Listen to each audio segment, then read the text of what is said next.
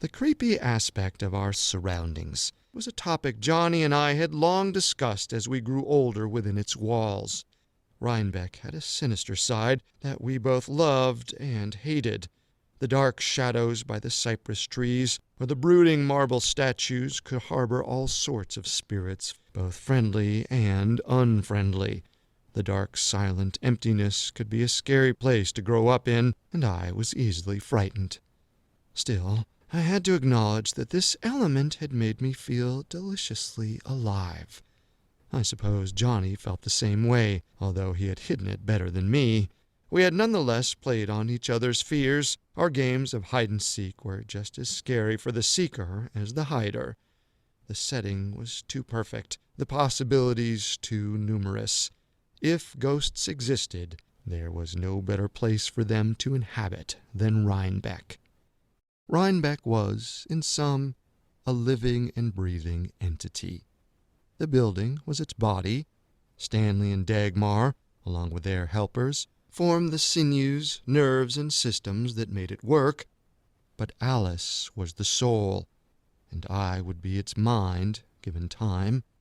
The others, those otherworldly creatures that never slept and moved about unseen, were the watchkeepers, with something else hidden, powerful and mysterious at the center that energized the whole.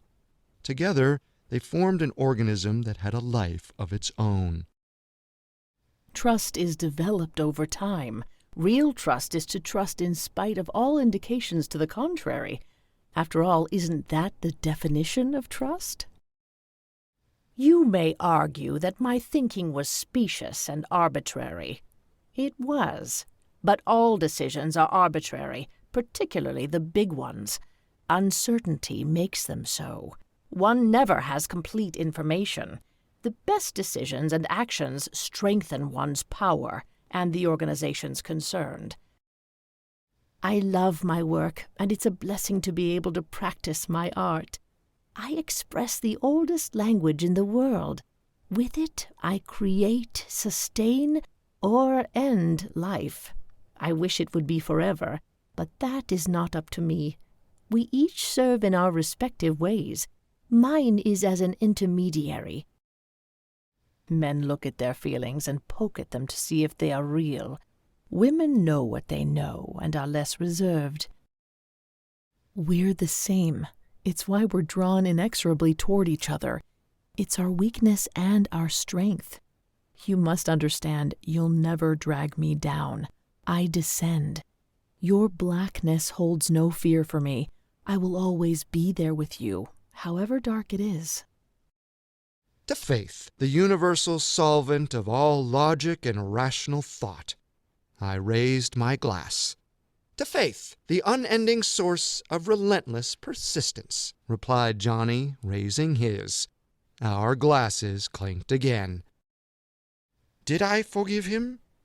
The answer is no. To forgive is to forget. Why be blind to the faults of others? To accept someone is to accept the good and the bad. Otherwise one is fooling oneself. For myself, magic has everything to do with the connections that we make. Life has little regard for our supposed accomplishments.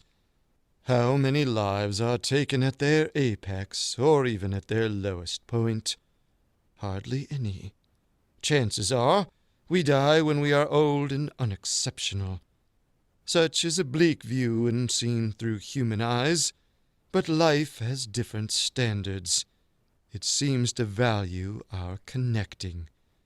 We connect with others from the moment of our birth to the second of our death. It is worth considering.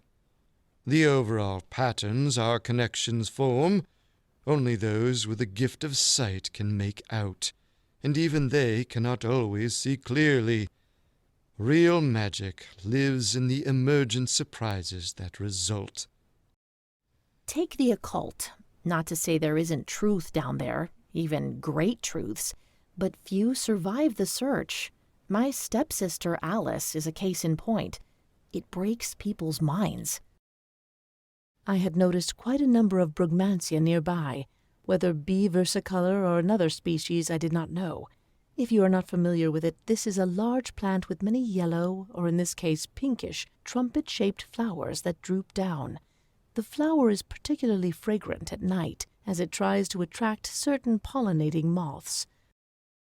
Eventually, I felt nothing. My body was dead. I was outside in the sky, looking at the city. I rose higher. There were many cities connected by strips of silver. I ran along them. I was a black panther. I was the huntress. I was Bast, not the tame goddess she became, but the warrior, eater of men. But then I knew this was not so. In front of me was Wadjet Bast, the Eye of the Moon, the real one. She was huge, many times my size. I was overwhelmed. That moment was the closest I have ever come to turning insane. The goddess saved me. She calmed my soul and helped me gently. She whispered in my ear the information about the path I now needed to follow. If life has given us gifts, what do we owe for having squandered them?